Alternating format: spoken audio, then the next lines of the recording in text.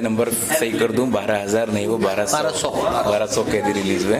और जो 1200 कैदी रिलीज हुए ना, वो एक एक कैदी के ऊपर डिटेल में काम हुआ है। मतलब ये है कि 12,000 कैदी छुड़ाने के लिए हमको 5,500 से 6,000 1200 कैदी को रिलीज कराने के लिए 5 से 6,000 कैदियों पे काम करना पड़ा है, तब जाके वो 1200 कैदी रिलीज हुए।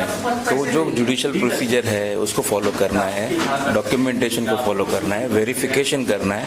वो एक एक केस के ऊपर 4 टाइप के वेरिफिकेशन होते हैं कि वो नॉन हैबिचुअल ही छूटना चाहिए, जो कैदी है वो हैबिचुअल नहीं होना चाहिए, और उसके ऊपर इतना फैमिली बैकग्राउंड क्या है, उसका खुद का पर्सनल बैकग्राउंड क्या है, तो वो बाहर निकल के लोगों के लिए तकलीफ दे नहीं बने, न्यूसेंस क्रिएट नहीं हो।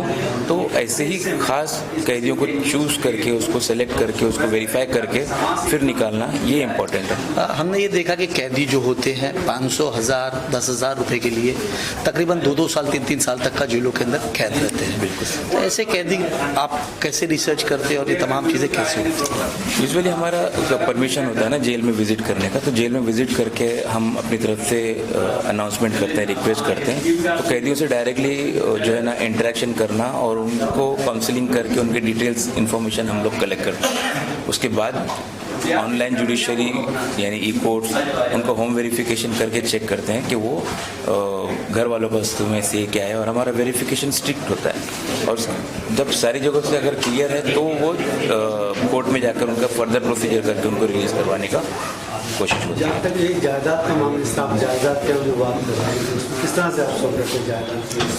देखो, ये तो नॉर्मल सिविल मैटर है, जायदाद का मसला अगर वो भी तो वो हाँ, ये लीगल एड क्लिनिक का पैम्फलेट है आपके पास में। लीगल एड क्लिनिक का मतलब जायदाद का मसला, मैट्रिमोनियल डिस्प्यूट और वो कोई भी ऐसा डिस्प्यूट हो जिसके ऊपर मदद चाहिए या फिर गाइडेंस चाहिए। किसी का केस चल रहा है लेकिन उसको मदद नहीं मिल रही, गाइड नहीं पता, मतलब पता ही नहीं कि उनको करना क्या है, तो ऐसी जगहों पर हम जो है ना हमारे लॉयर उनको गाइड करते हैं कि उनके अपने मसले कैसे हल होंगे, उनके केसेस कैसे हैंडल किए जा सकते हैं। अगर केसेस कोर्ट में तो क्या स्टेज पर है, उसके आगे एक्सपेक्टेशंस क्या है और उसको कैसे हैंडल करना चाहिए। तो ये पूरा गाइडेंस जो है ना लीगल एड क्लिनिक के थ्रू चलता है।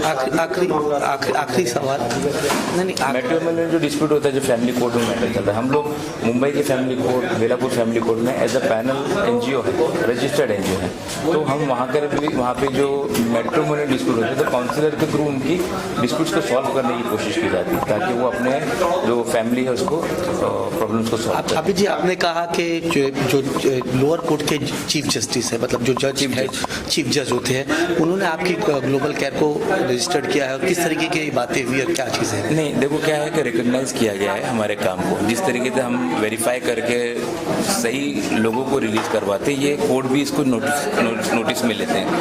तो चीफ जुडिशियल मजिस्ट्रेट ने इस बात को कंसिडर किया कि आपका काम अच्छा है, और बाकी जजेस को उन्होंने सर्कुलर के थ्रू इन्फॉर्म किया कि अगर कोई ऐसा पर्सन हो जो फर्स्ट टाइमर है, नॉन हैबिचुअल है और उसको ज़रूरत है मदद की, तो आप ग्लोबल केयर को इसके लिए रेफरेंस में दे सकते हो।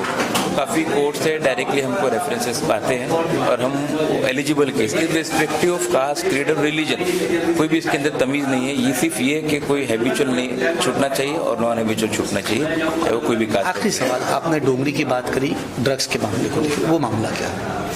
डोंगरी चिल्ड्रन होम के अंदर हमारा एक सेंटर चल रहा है, परहेज, जो आप पीछे देख पा रहे हैं, परहेज। तो वो परहेज सेंटर जो है वो चिल्ड्रन होम के अंदर ऐसे बच्चे बहुत सारे होते हैं जो कस्टडी में रहते हैं। तो ऑब्जर्वेशन होम में जो बच्चे कस्टडी में आते हैं, जिसकी वजह हो सकती है वो ड्रग्स की वजह से किसी गलत संगत में आ गया, तो ऐसे बच्चों को डी एडिक्ट करके उनको रिहेबिलिटेट करना और उनको फिर रिलीज करना, ये काम हमारा वहाँ पर चलता है। और अल्हम्दुलिल्लाह वहाँ पर 90 से ज़्यादा बच्चों को अभी तक ट्रीट किया गया है और उनको मदद की गई है। अच्छा मूवमेंट है जो है ग्लोबल केयर फाउंडेशन जो है पिछले कई सालों से इस मसले पे काम करते हैं। बेकसूर बेगुनाह लोग हैं, उनकी मदद करते हैं। 1000 से ज़्यादा लोगों को उन्होंने, जो ज़रूरतमंद थे, जिनके पास पैसे नहीं थे, जो छोटे छोटे पेटी चीज़ों के अंदर जेलों के अंदर बंद थे, आज उनको उन्होंने छुड़ाया, उनकी बेल करवाई। एक अच्छा काम है, हर लोग ने आगे आकर इनकी मदद करनी चाहिए ताकि जो बेगुनाह बेकसूर या कोई छोटे से चीज़ के अंदर लोग फंसे हुए उसको बाहर निकाल के एक नई अच्छी ज़िंदगी देने की कोशिश करें। इसके साथ साथ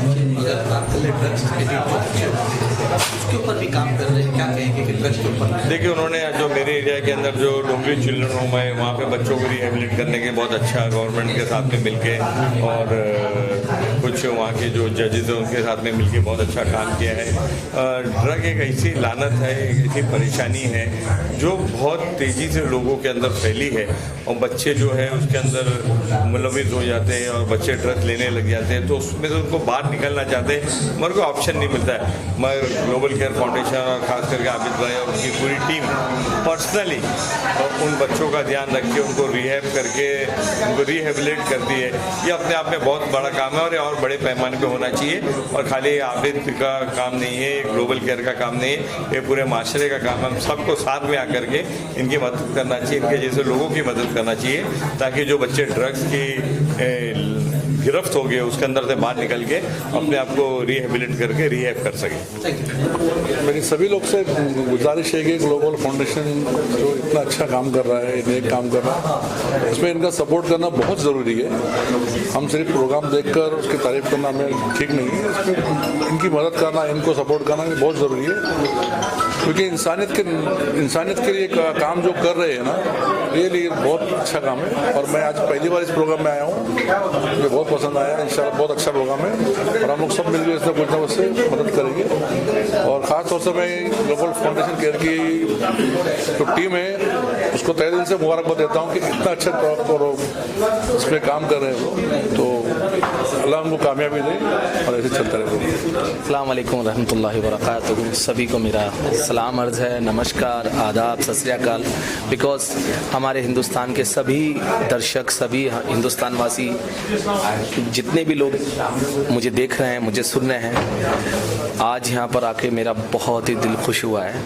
और ये जो कोर्स है, ये जो काम है जो ग्लोबल केयर फाउंडेशन कर रहा है, ये सिर्फ किसी एक कौम के लिए नहीं है, ये हमारे हर उस हिंदुस्तान वासी के लिए है जो इस कंडीशन में है या जिसको छोटे से किसी जुर्म के लिए या फाइनेंशियली छोटी सी चीज़ों के लिए दिक्कतें और परेशानियाँ उठा रहे हैं और सालों साल या कितने ही महीने कैदों में, जेलों में रहना पड़ता है। तो मैं बहुत बहुत मुबारकबाद देना उन सब से गुजारिश करूंगा, रिक्वेस्ट करूंगा कि आप इस फाउंडेशन से जॉइंट होइए और अगर आप खुद कर सकते हैं तो खुद कीजिए, पर अगर क्योंकि आपके पास इतना टाइम नहीं है, आपके पास इतना वक्त नहीं है, बिकॉज अल्लाह ने आपको नवाजा है, ऊपर वाले ने आपको दिया है, तो एक ऐसी टीम ग्लोबल केयर फाउंडेशन के ज़रिए काम कर रही है, तो आप उनके ज़रिए अपना ये काम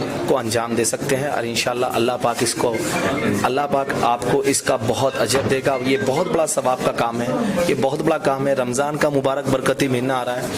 देखिए इतनी माशाल्लाह इतनी करोड़ों की तादाद में हमारे हिंदुस्तान में से लोगों के घरों में से एक आदमी के घर से करोड़ों लाखों रुपए ज़कात के निकलते हैं और वो गरीबों को ही जाता है, ऐसी बात नहीं है, बट ये भी बहुत बड़ा काम है क्योंकि 5,000 10,000 के लिए एक बंदा 4 साल से, 2 साल से, 3 साल से, 6 महीने से कैद में पड़ा है। अगर वही आपकी ज़कात या बिना ज़कात के भी आप देना चाहें, ये काम करना चाहें, तो आप प्लीज़ कीजिए और ऐसे इंसानियत का साथ दीजिए और ऐसे लोगों को हेल्प कीजिए और अल्लाह पाक इंशाल्लाह आपके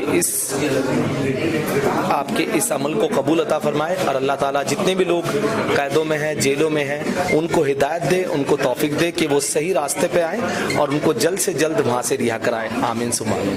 बिस्मिल्लाहिर्रहमानिर्रहीम वस्सलातु वस्सलामु अला रसूलिहिल करीम, अम्मा बाद। माशाल्लाह ये बड़े ग्लोबल केयर वालों की बड़ी एक काविश थी और बड़ी कोशिश थी जिसको अल्लाह ताला ने, रब करीम ने पूरा किया। अल्लाह इन्हें जज़ाए खैर दे। हम पूरी मिल्लत की तरफ से इनका शुक्रिया अदा करते हैं कि ये माशाल्लाह काम कर रहे हैं और ऐसा नहीं है कि ये सिर्फ मुसलमानों में, मुस्लिम गैर मुस्लिम सब के लिए काम कर रहे हैं और ये एक ऐसा काम कर रहे हैं कि जो हर आदमी हर वक्त एक परेशानी में रहता है। अल्लाह हमें इस दिन से दूर रखे और ये दिन न दिखाए हमें किसी को, लेकिन ये जो दिन देखे हुए हैं उनके लिए ये एक मददगार और ये बनते हैं जिसको कुरान ने हमारे कुरान ने ये बात कही है कि वल यतामा वल मसाकीन वब्न सबील वसाइलिन व फिर रिकाब, के यानी कैदियों को छुड़ाना। अल्लाह ने माल के चंद हिस्से रखे हुए हैं कि माल को इस तरीके से आप तकसीम करें और माल को अल्लाह के रास्ते में इस तरीके से, इस तरतीब के साथ लगाए, जिनमें से एक ये है कि कैदियों को छुड़ाना, तो ये बहुत बड़ी बात है। और आबिद साहब को और ये ग्लोबल केयर वाले इनकी पूरी टीम को मैं बहुत मुबारकबाद देता हूँ, और इन्होंने हमें यहाँ बुलाया, इनको अल्लाह जज़ाए खैर नसीब फरमाए जी।